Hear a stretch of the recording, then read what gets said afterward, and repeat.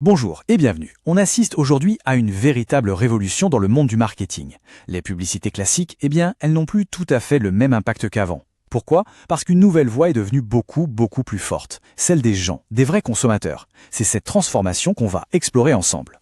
La question de la confiance est au cœur de tout ça. Imaginez un instant, pour une recommandation, qui est le plus crédible? Une pub bien léchée ou un conseil venant d'un proche? La réponse peut paraître évidente, mais elle révèle un changement de fond dans notre société. Voilà le face-à-face. D'un côté, on a le message des marques, parfait, calibré au millimètre près. Et de l'autre, l'expérience brute, authentique, partagée par quelqu'un sur ses réseaux. C'est dans ce contraste que se niche tout le défi du marketing moderne. La confiance a clairement changé de camp.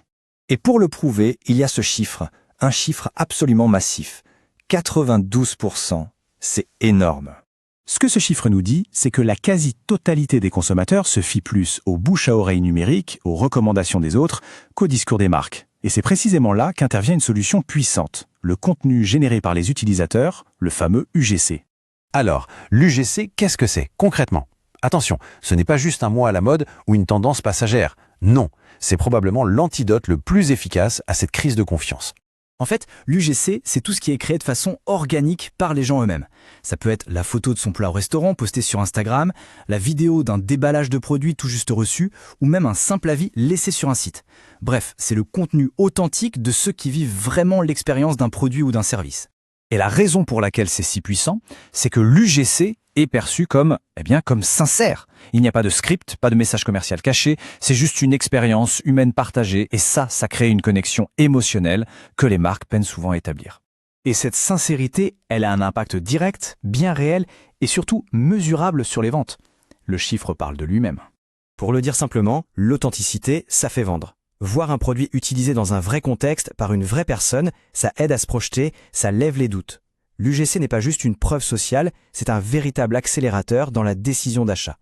Mais alors, qui sont ces créateurs de contenu? En fait, il y a tout un écosystème. Ça va du client lambda, qui partage son expérience de façon totalement spontanée et qui offre une authenticité pure, jusqu'au créateur UGC professionnel qui sait comment produire un contenu de qualité. Et il ne faut pas oublier les employés, qui donnent un visage humain à la marque, ou encore les ambassadeurs, qui aident à construire une communauté solide. Chacun a une valeur stratégique bien particulière.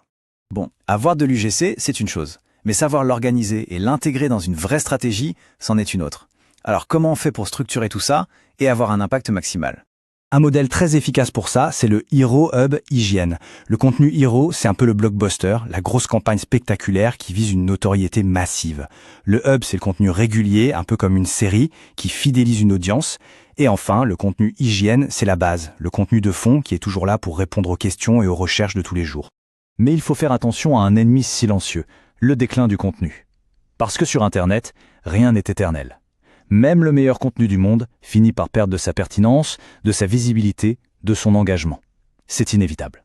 Et ce déclin, il arrive plus ou moins vite selon la plateforme. Un post sur X a une durée de vie de quelques minutes. Sur TikTok ou Instagram, on parle de quelques heures. Sur LinkedIn, quelques jours. Seul un article de blog bien optimisé peut tenir des mois.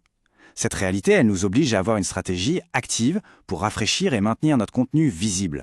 Utiliser le contenu créé par d'autres personnes, c'est puissant, c'est vrai, mais ça vient avec de grandes responsabilités, surtout d'un point de vue juridique. On ne peut pas faire n'importe quoi. La réponse c'est non. Un non catégorique. Utiliser une photo ou une vidéo sans la permission explicite de son créateur, c'est s'exposer à des risques juridiques et financiers importants. Et au-delà de ça, c'est aussi un vrai risque pour l'image de la marque. Qu'on soit en Europe avec un droit d'auteur très strict ou aux États-Unis avec leur doctrine du fair use, la règle d'or pour une utilisation commerciale reste la même. Il faut obtenir les droits du créateur. C'est non négociable. Heureusement, en pratique, le processus pour obtenir ces droits est devenu assez simple. On trouve un super contenu, on commande pour demander l'autorisation avec un hashtag dédié, l'utilisateur répond avec ce même hashtag, et hop, le consentement est enregistré, archivé. C'est transparent et sécurisé pour tout le monde. Et les marques qui le font bien obtiennent des résultats spectaculaires. GoPro a bâti tout son empire, non pas avec des pros, mais avec les vidéos incroyables de ses utilisateurs. Coca-Cola a créé un phénomène mondial avec sa campagne #ShareCoke en transformant chaque client en créateur. Et Decathlon a vu son panier moyen augmenter de 12% juste en mettant en avant des témoignages authentiques de clients cyclistes. Alors, si on devait résumer, qu'est-ce qu'il faut retenir de tout ça et surtout vers quoi on se dirige? Quel est l'avenir de ce marketing authentique? Il y a vraiment 3 piliers à garder en tête. Premièrement, l'authenticité. Il ne faut surtout pas suréditer ou dénaturer ce contenu, c'est sa force. Deuxièmement, le juridique. Il faut un processus systématique pour gérer les droits, on ne plaisante pas avec ça. Et troisièmement, l'agilité. Il faut gérer activement le cycle de vie du contenu pour contrer son déclin naturel.